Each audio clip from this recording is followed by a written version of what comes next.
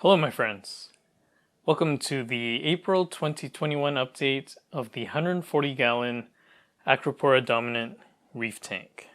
Real quickly before we get to the content, please like the video for the YouTube algorithm and please subscribe if you haven't done so already. It doesn't cost you a penny, but it really helps the channel grow. If you saw the March 2021 update of this tank, you'll notice some really drastic changes that I've made. The first being that we have the frag tank finally installed, well, the frag / LPS tank finally installed. And what that has allowed us to do is finally remove, I would say 95% of the frags and colonies of LPS that were scattered along the floor of this tank. So if we take a look real quick, there's still some stuff, a few rogue pieces that I'm not quite sure what to do with at this point. But for the most part, 95% of the stuff that was on the floor has been cleared out. And this includes a lot of the frag racks that I had in this system. So one of the unfortunate side effects of removing those frag racks is that those were actually territories for the fish. And when those frag racks were removed, suddenly a lot of dividers dividing a lot of the territories up were gone. I definitely noticed an increase in aggression between the tangs. There was also a lot more aggression from this guy. Not sure if you'll be able to see him, it may be too dark. But my little Talbot damsel, the male, so he hides in this cave. This is his cave. What Talbot damsels do is the males will actually prepare homes in the caves. And then they entice females to come join them. And that's how they mate and reproduce. Unfortunately, what's happened is because I removed a lot of the barriers, a lot of the dividers, I've had to remove the green chromuses out of this tank. So the frag tank now has 2 green chromuses. For the most part, I think the tangs are back to normal, but that was something I didn't really foresee when I had removed the dividers. So if you look here, I still do have one egg crate platform here. However, it is much cleaner because my old egg crate platforms were really MacGyvered by me, and I just used zip ties and a bunch of egg crate. So it looked really bulky. Whereas this is more like a pier where I have 4 legs that support this structure. And at least to me, it looks way cleaner. So this is the number one biggest change in this tank, and you can see the tank definitely feels very different. A lot less cluttered. The bommies are still super cluttered, and I don't know if that's going to be fixed. So some of the other things I've had to do is I've had to rearrange some of the coral. So if you see here, this is the Reef Raft Canada Pink Cadillac. Like really nice specimen. When I first got it, I wasn't super excited about it. But as it's grown and really developed, yes, it's a very interesting piece. Very fun to look at. The second big change that I did was once I removed all the LPS to the LPS tank, I was able to increase the flow in this tank. With LPS, if your flow is too high and they're receiving too much direct flow, you can blow the flesh off the skeleton. And of course you don't want that. So once I moved all the LPS out of this tank, I increased the flow and I realized, hey, the flow's still looking pretty weak. So of course I took a look and I realized all my power heads, including my gyres, were covered in algae. It took me a few hours one day to clean them all up, and I cleaned them with a combination of citric acid followed by hydrogen peroxide. Here's the sump. Not much has changed other than we've got two more drains from the SPS frag tank. Over here is the filter floss. My plan is I'm going to move the macroalgae refugium area over to this area because there's more space. And the skimmer is going to move over to this side. Now I still have this AP700. I'm still debating on whether I want to sell it or whether I want to hang on to it, maybe for a secondary project. But the view here is quite different from a month ago. As you can see, I still do have some zoas and some random frags left here.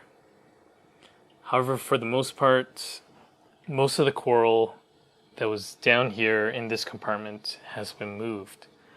Furthermore, if you look over here in the return pump section, you'll see no more chalices in here. So everything has been moved over for the most part.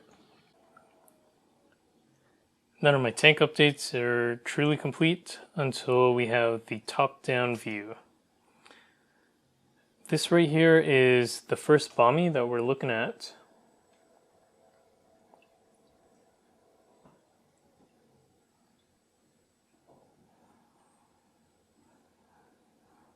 Again, the halides are hot, but hopefully we can get through this.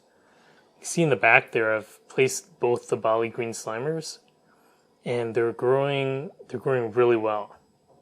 And now they're getting to the point where they're really shooting out a ton of random branches. So it's very, very exciting. It's always really fun to see the new growth in the system.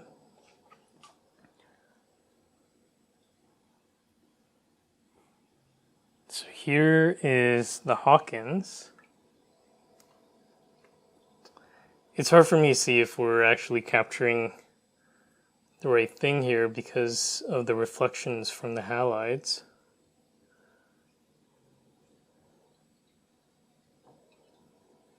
And for now, I've placed this guy. He's kind of like a gray with some pink highlights, like really light pink highlights. But yeah, there could be potential there. And here's what I was talking about. So it's kind of like a mini pier, a mini platform where I've placed some of the other acros, that this red Diablo and the two Bali green slimers, as well as this teal stylophora. But this guy's grown considerably. I've never actually looked at him in his entirety, or it in its entirety, until I put it down here, and then I was like, wow, he's really wide. And here's a pearlberry. This is a nice shot. If we can get it to focus. Oops. That might be the best we're going to get. But a really nice acro. Maybe my top 5, I'm not sure. So you guys have seen the pink Cadillac over here. And then this guy is a JF Jolt. He's not really colored up very well for me yet.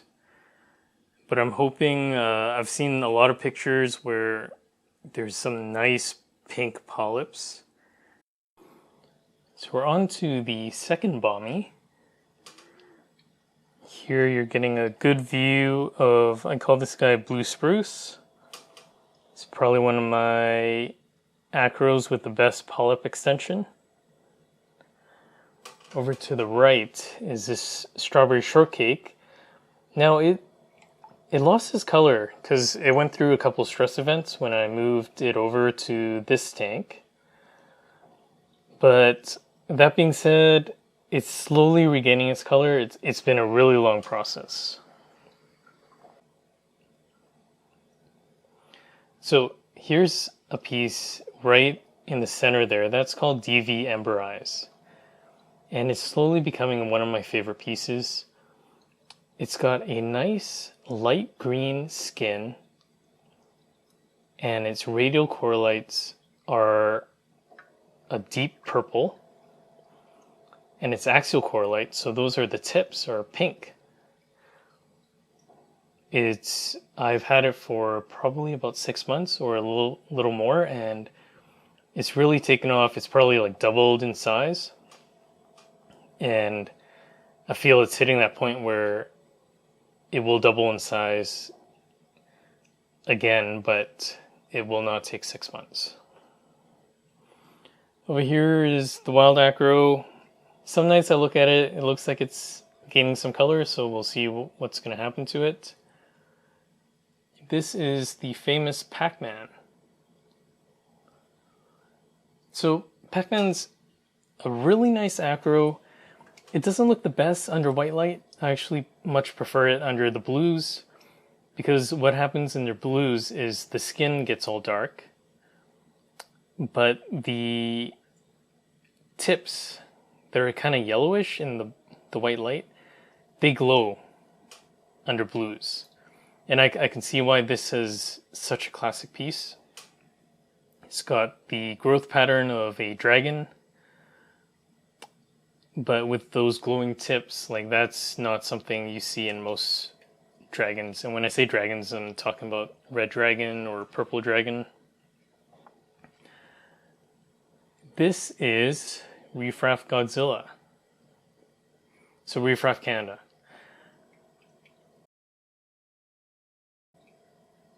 So it's finally getting close to where I think I had it looking the best.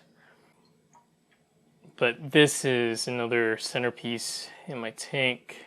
I'm thinking of calling it like Lavender Fields or like something awesome like Lavender Unicorn Bunnies. So here's the CM Pacific Chaos. I'm not sure if it's always colored like this or if it's getting a ton of light. It's basically getting some of the top light from a 400 watt as well as a 250 watt radium. And as you can see here, the skin's like a cream color. So cream color skin, you got nice like blue coralites, radial coralites, as well as the axial coralites. So you got like blue tips, cream skin, and the polyps are supposed to be a bronze color. Now, it's really hard for me to tell from here, but when I edit this video, yeah, we'll see if the polyps really are like a nice bronze color. And then this is a CM Green Dragon, and CM stands for Coral Master. Alright guys, so this is the last Bommy. It's on the very right. So here's a piece. It was sold to me as a no-name. I don't have a name for it. I'm thinking of calling it like Fireflies or something. But you can see every coralite, every axial and radial coralite is a bright yellow or bright lime. And that depends on the day. I think it's dependent on maybe the phosphate levels in the tank. And right now phosphates are probably a bit higher. And when they're a bit higher, they tend to go a bit more green. This is my huge Reef Raft rain balloon. And then we got, this guy's the Oregon Tort.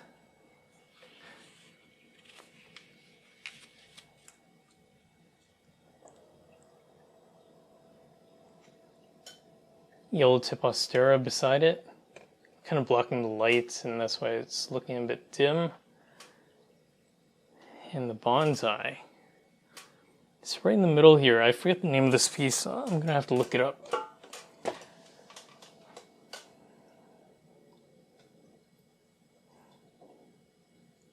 but it's, I think, candy corals, something flame or fire. Here's my Cali tort. It's getting some really, really nice coloration. Got a lot of blue, hints of green at the base, and green polyps. It's a forest fire digitata. Here's a teal dragon. It's quite popular in my area. And this guy, oh, what's his name? I'm gonna have to look up what it's called. I think it's a locani.